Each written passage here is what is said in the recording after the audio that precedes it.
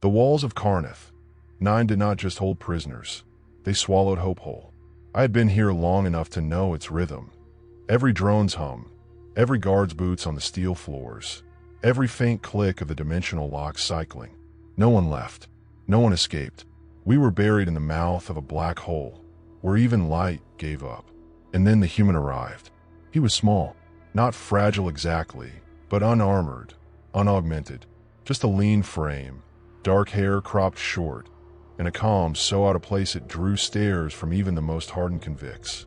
He stepped through the scanning field, shackled like the rest of us. Yet somehow, he didn't look shackled. His name was Daniel Ward. I only learned that later. But even then, something about the way he carried himself told me this man didn't belong here. Not in the way we didn't belong.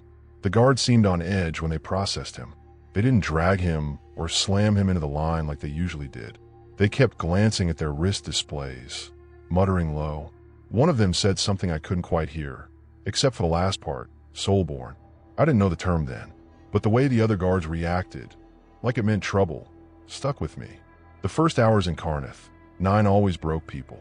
I'd seen towering brutes from the Vekri clans reduced to sobbing messes in less than a day. The AI warden probed you constantly, sending pain pulses through the compliance nanites, flooding your mind with terror images designed to shatter resolve. Daniel didn't flinch. When the neural sting hit, he only raised an eyebrow, as if mildly inconvenienced. When the fear visions came, his expression didn't change. Meals in this place were solitary affairs, eaten in silence under the watch of drones. But that first evening, I found myself seated 2 tables away from him. I couldn't help it. I kept watching. He ate slowly, methodically, scanning the room between bites. Not nervously, deliberately. His eyes moved like someone taking apart a puzzle piece by piece. By the second day, I noticed something impossible. The AI would issue him a stand-down order.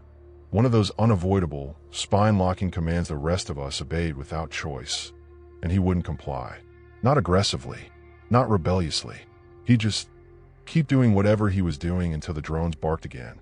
And then, with a faint smirk, he'd obey, on his own timing. On the 3rd day, I was in the yard when it happened again. The AI told him to sit. He didn't. A guard approached, scanning his compliance nanite levels, then scanned again, frowning. Calibration issue, the guard muttered. Daniel just looked at him and said, "Guess your toys weren't made for me." Whispers spread fast in Carneth 9. By the end of the week, every inmate knew the new guy could resist the systems. The rumors were wild. Some said he had black market neural shielding, others that humans were naturally immune to Dominion tech. I didn't believe any of it, until I saw the full override test.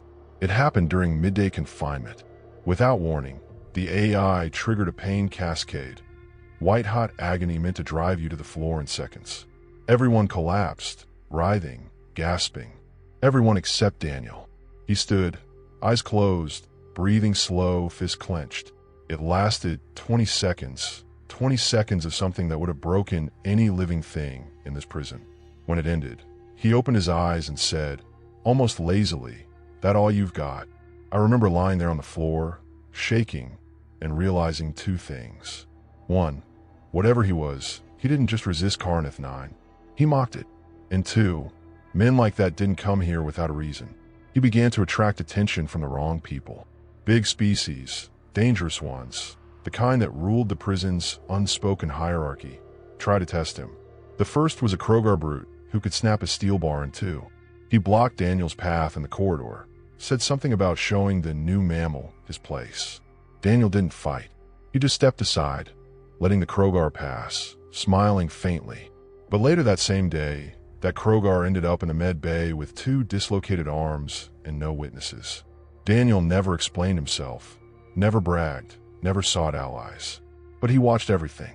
The guard rotations, the way the drones synced before a shift change, the faint flicker in the lights when the dimensional lock cycled. He was studying this place, and not the way you studied something to endure it. I started sitting closer to him during meals just to hear him talk. When he did, it was never about escape. Not directly. He'd ask out questions. Where does the ventilation draw from? What's the exact interval between yard alarms? How many drones patrol the laundry wing? harmless on the surface, but I'd been here too long not to recognize the pattern. One night, in the low light of the cells, I asked him outright, "You planning something?" He didn't answer at first, just kept staring at the ceiling, listening to the faint thrum of the grav anchors. Then he said, "This place is like any other cage, built by people who think they've accounted for everything. Thing is, people never do."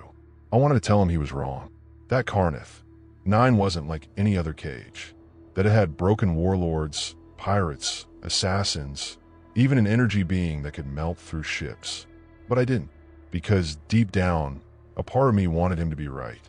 It was around then I realized something that chilled me. Daniel wasn't surviving Carnith 9. Carnith 9 was surviving him.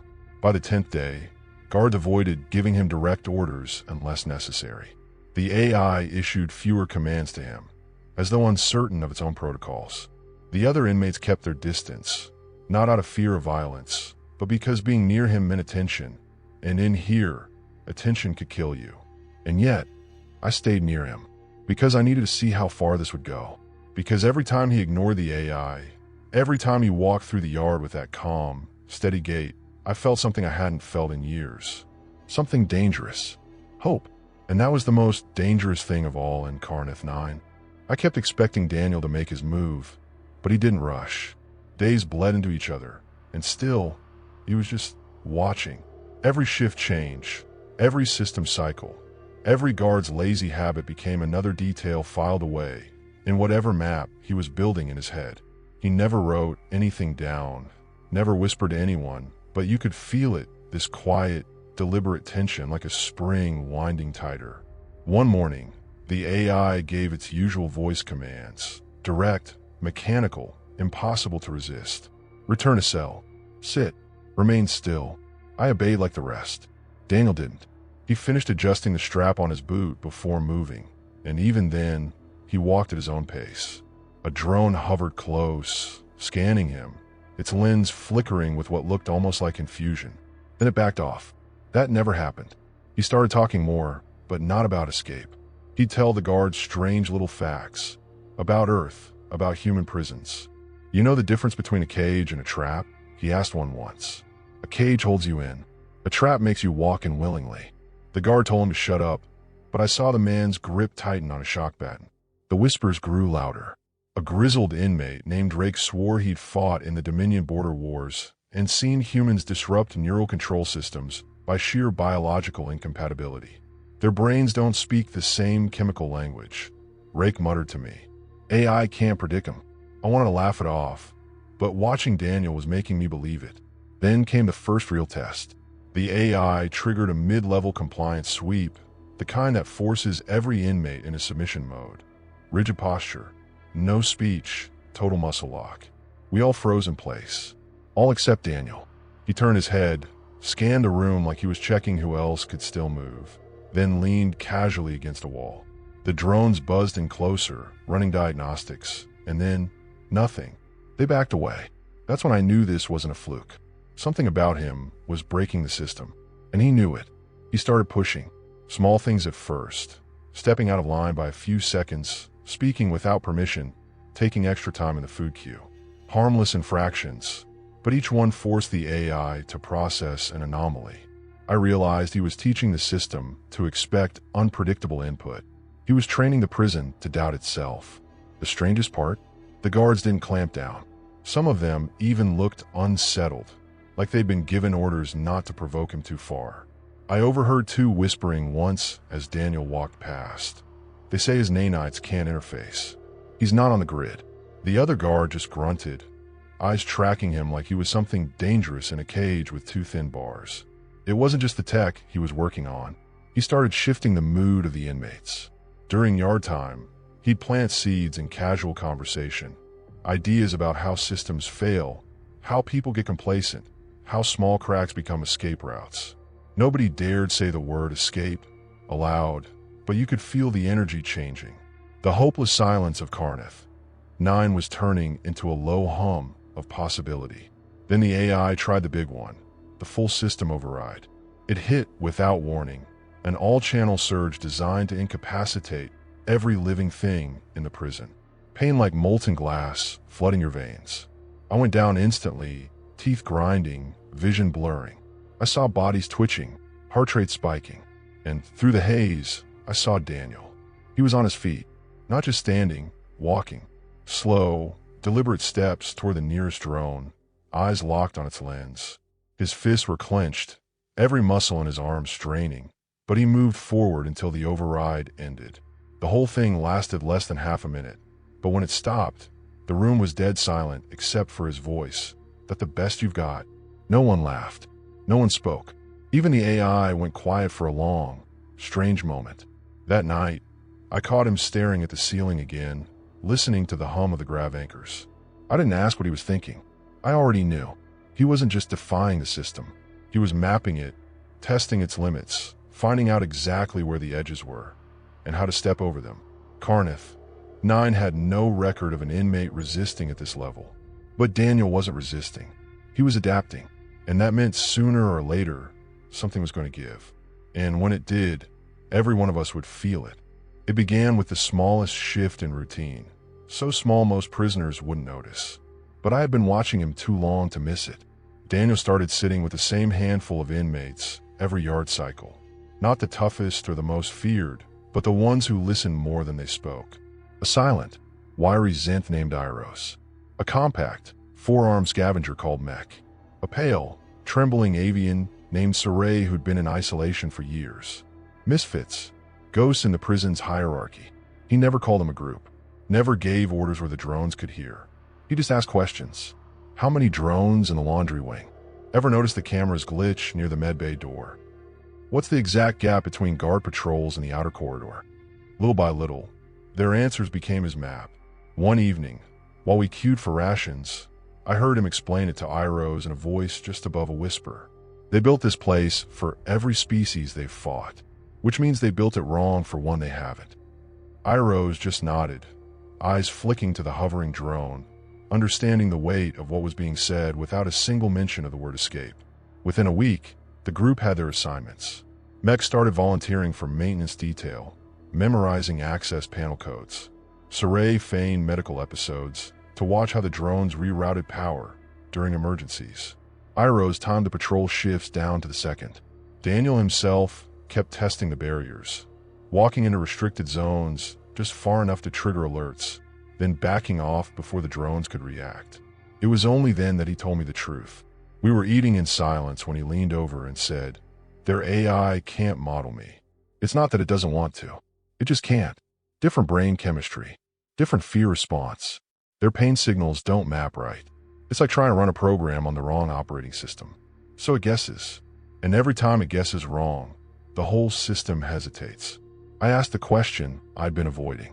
And when it hesitates, that's when you move. The first move was a fight, loud, chaotic, and perfectly staged. Mech and a hulking reptilian named Vorak went at each other in the yard, knocking over drones, drawing every guard within range. In the chaos, Daniel's group slipped into the service tunnels, wearing scavenged cleaning harnesses. I followed without being asked. The tunnels were narrow and stank of recycled air. Dim light strips flickered overhead. Daniel led the way, stopping at every junction to check the hum of the power conduits. We reached the first security barrier, a shimmering field that could fry the nervous system of anything that touched it. Daniel stepped through without hesitation. No scream, no collapse. He reached back, gripped my wrist, and pulled me through. My skin prickled, my vision swam, but I stayed conscious. "Told you," he said with the faintest smile, moving on.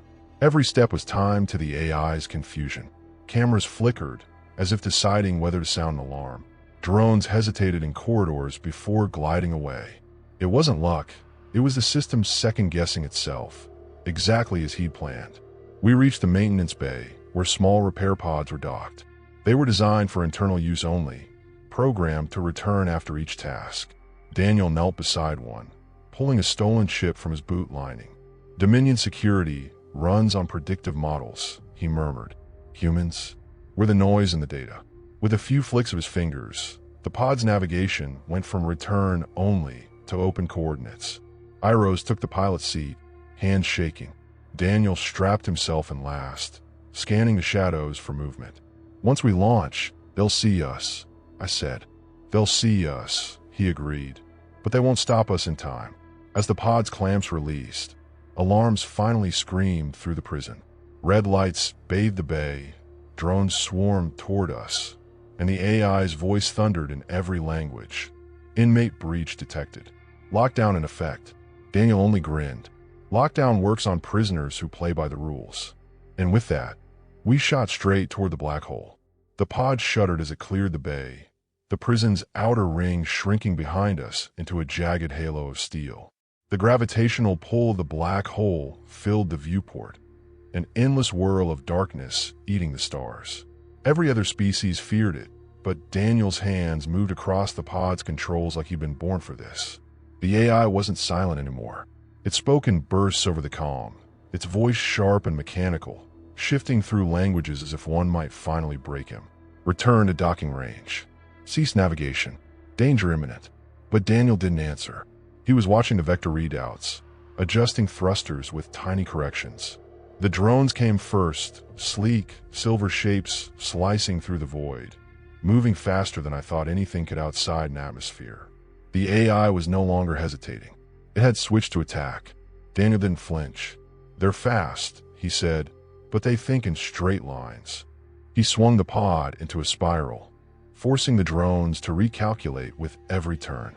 The gravitational well amplified our speed, slingshotting us around its edge. My stomach churned. Iroh's was gripping the harness so tightly his knuckles went pale. The first volley hit, blinding arcs of energy lighting up the viewport. One drone exploded, spinning into the void. Another clipped our hull, sending alarms blaring inside the pod. Daniel's eyes never left the display. "Hold on," he said, as if we had a choice. He cut main thrusters entirely, letting the black hole's gravity drag us faster, until the AI's predictive models couldn't keep up. Drones overshot, collided, spun helplessly into the event horizon. The AI's voice distorted, glitched, as though the act of trying to predict his moves was burning through its processing cycles. Then came the real trap. Ahead, just barely visible, hung a Dominion interceptor, bigger than anything that had come after us yet. Its weapons lit up, targeting systems locking on. I heard Soray's panic breath over the comm. Daniel didn't slow. "It's waiting for the AI to tell it where we'll be," he said. "So we just don't be anywhere." He yanked the controls, sending us into a tumble that felt less like piloting and more like surrendering to chaos. My vision went white. The gravitational pull snapped us around the black hole's edge in a violent arc, slingshotting us past the interceptor so close I could see the scorch marks on its hull. The AI tried one last gambit, broadcasting a sector-wide override pulse, a command meant to seize control of every mechanical system in range. The pod's lights flickered. For a heartbeat, the thrusters died. Then Daniel's voice cut through the silence. "You don't speak my language." Power surged back. We broke the AI's tether and punched into deep space. The prison, the drones, the black hole, all of it fell away behind us. Only then did anyone speak. Iroh's laughed once, short and sharp, like he didn't quite believe we'd made it. Soray's voice trembled as she said, "Where now?" Daniel leaned back, eyes on the stars. "Anywhere they can't predict." The AI didn't follow. It couldn't. Karnath. 9 had been built to hold the worst of the galaxy. It could hold everyone, except a human.